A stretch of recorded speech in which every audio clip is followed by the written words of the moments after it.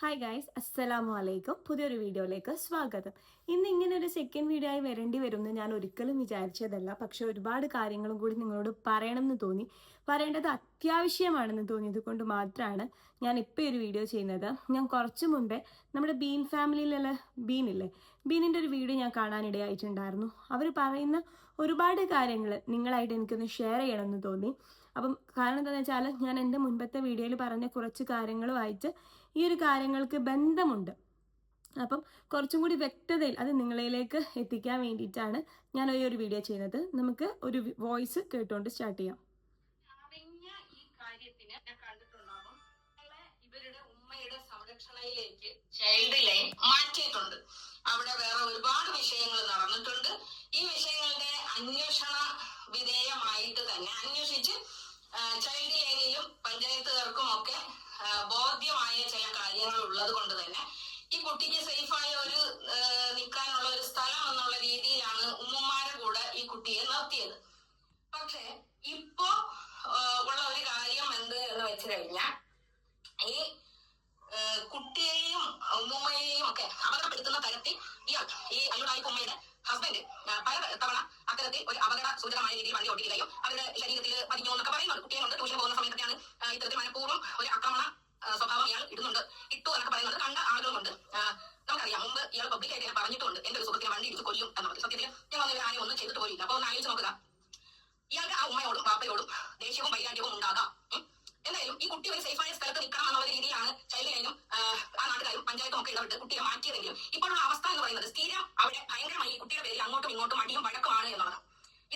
ഇന്ന് രാവിലെ തന്നെ ഇവരുടെ കാമുകനായിട്ടുള്ള അയാൾ അവരുടെ വീട്ടിനകത്ത് കയറി പോയി എന്തോ ഭീഷണി വഴക്കിന്നൊക്കെയാണ് പറയുന്നത്. അപ്പൊ ഞാൻ ഇത് കുറെ ദിവസങ്ങളായി ഈ ഒരു സംഭവം കേട്ടോണ്ടിരിക്കുന്നത് കൊണ്ട് തന്നെ ഇത്രയും നാൾ ആ കുട്ടി സേഫായി ഇരിക്കാൻ വേണ്ടിയിട്ടാണ് ഉമ്മമാരെ കയ്യിൽ കൊണ്ടുവന്ന് ആക്കിയിരിക്കുന്നത് എന്നുള്ളതാണ്. പക്ഷെ കുട്ടി സേഫ് അല്ല.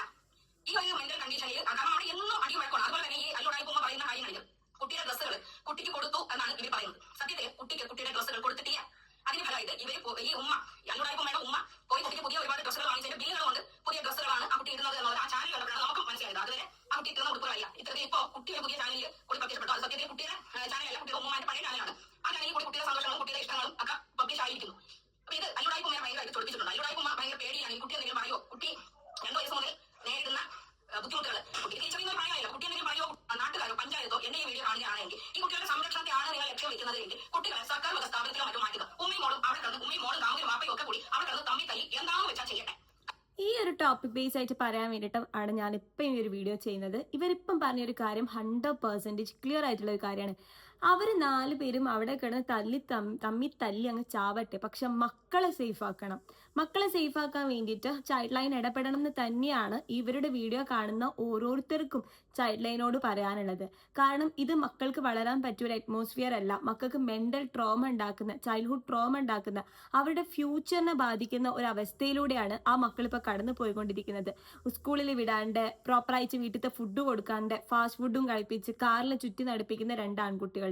പിന്നെ ഈ മക്കളുടെ മുന്നിൽ വെച്ചിട്ടാണ് തെറിയഭിഷേകം, ഷാനിന്റെ തെറിയഭിഷേകം മൊത്തം നടക്കുന്നത് ഈ മക്കളുടെ മുമ്പിൽ വെച്ചിട്ടാണ്.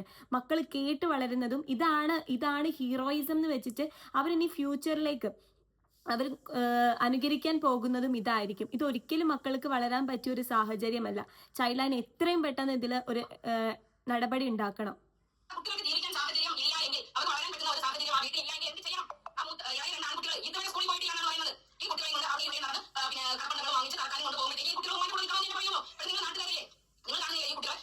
സ്കൂളിൽ പോലും വിടാതെ ഇവർ കാണിക്കുന്ന അക്രമാസക്തമായ സ്വഭാവം. അതുപോലെ തന്നെ ആ വീട്ടിൽ നിരന്തരം ഇവരും ഈ കാമിൽ നിന്ന് വിളിക്കുന്നത് എന്നാണ് പറയുന്നത്. കള്ളു കുടിക്കാൻ മിനിഞ്ഞാൽ അവിടെ ഈ വഴക്ക് നടന്നു. കള്ളു കുടിക്കാൻ പൈസ തരുന്നില്ല എന്ന് പറഞ്ഞിട്ടാണ് ആ പുള്ളിക്കാരൻ നടക്കുന്ന അത്രയും തെറി വിളിക്കുന്നത്. ഈ തെറികൾ വിളിക്കുമ്പോൾ അയാൾ പറയുന്ന ഭാഷ വളരെ മോശമായിട്ടുള്ള ഭാഷയാണ്. അല്ല കുട്ടിയെ പോലും പരാമർശിക്കുന്ന ചില പരാമർശങ്ങൾ എനിക്ക് പുറത്ത് പോലും പറയാൻ മനസ്സിൽ ആ ഒരു ഭാഷ നമ്മളിൽ പലരും അവരുടെ ചാനലിലൂടെ പോലും കേട്ടിട്ടുണ്ട് അല്ലേ. എന്നിട്ട് പോലും ആ ഒരു ചാനലിനൊന്നും പറ്റുന്നില്ലല്ലോ എന്ന് നമ്മൾ പലരും കമന്റ് ഇട്ടിട്ടുണ്ട്. അത്രയും അസഭ്യമായ ഭാഷയെ സംസാരിക്കുന്നവരുടെ കൂടെയാണോ ഈ മക്കൾ വളരേണ്ടത്? നിങ്ങൾ ഓരോരുത്തരും ഇതിന് പ്രതികരിക്കൂ. ഓരോരുത്തരും ഇതിന് പ്രതികരിക്കണം.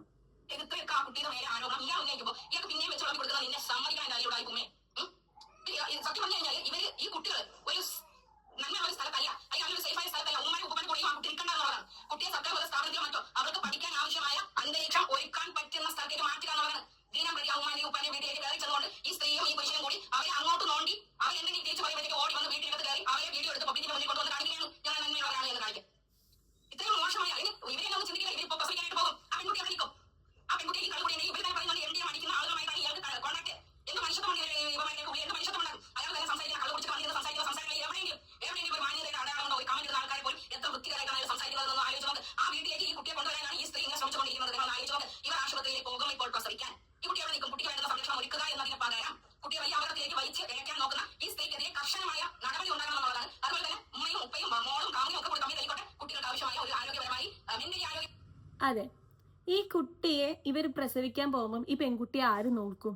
അപ്പൊ ആ കുട്ടി നിൽക്കുന്നിടത്ത് നിൽക്കട്ടെ എന്ന് വിചാരിക്കേണ്ട നിരന്തരമായിട്ട് പ്രശ്നങ്ങൾ ഉണ്ടാക്കിയിട്ട് അവിടെ ഒരാൾക്കും ജീവിക്കാൻ പറ്റാത്ത സാഹചര്യത്തിലേക്ക് കുട്ടികളെ തള്ളി വിടുകയല്ലേ ചെയ്യുന്നത്.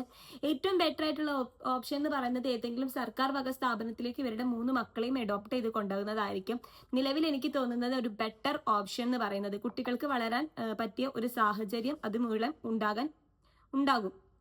പിന്നെന്ന് പറയുന്നത് ഈ നെജില തന്നെ നെജിലയുടെ ലൈവിൽ ഒരുപാട് പ്രാവശ്യം പറഞ്ഞിട്ടുണ്ട്, ഷാന് നന്നായിട്ട് മദ്യപിക്കുന്ന ഒരു വ്യക്തിയാണ്, കൂടാണ്ട് MDMA കഴിക്കുന്നവരുമായിട്ട് ബന്ധം പുലർത്തുന്ന ഒരു വ്യക്തിയാണെന്നുള്ളത്. അപ്പൊ അങ്ങനെയുള്ള ഒരാളുടെ കൂടെ എങ്ങനെയാണ് ഇവിടെ ഒരു കുട്ടീനെ നമുക്ക് നിർത്താൻ പറ്റുക?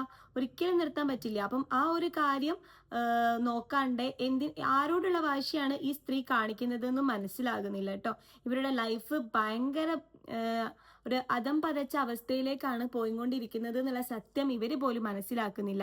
പ്രസവിക്കാൻ പോകുന്ന കുട്ടിയോടെങ്കിലും ഒരു ഇത്തിരിയെങ്കിലും നീതി പുലർത്താം. രാവിലത്തെ ലൈവിൽ പറയുന്നുണ്ടായിരുന്നു ഈ മസ്റൂറയുടെ പിതാവ് റഹീമാണെന്നുള്ളതിന് എന്തോ ഉറപ്പ് DNA ടെസ്റ്റ് ചെയ്ത് തെളിയിക്കട്ടെ എന്ന്. നീ നിന്റെ ചാരിത്രത്തെയല്ലേ അവിടെ ക്വസ്റ്റ്യൻ ചെയ്യുന്നത്? നീ ഇത്രയ്ക്കും വിഡ്ഢിയാണോ നെജില? ഇത്രമാത്രം വിഡ്ഢിയാണോ നീ?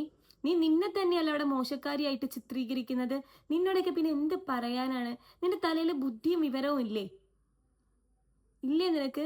എൻ്റെ വീഡിയോ ചൈൽഡ് ലൈൻകാർ ആരെങ്കിലും കാണുകയാണെന്നുണ്ടെങ്കിൽ കാണുന്നൊരു മാക്സിമം വീഡിയോ ഒന്ന് ഷെയർ ചെയ്യുക.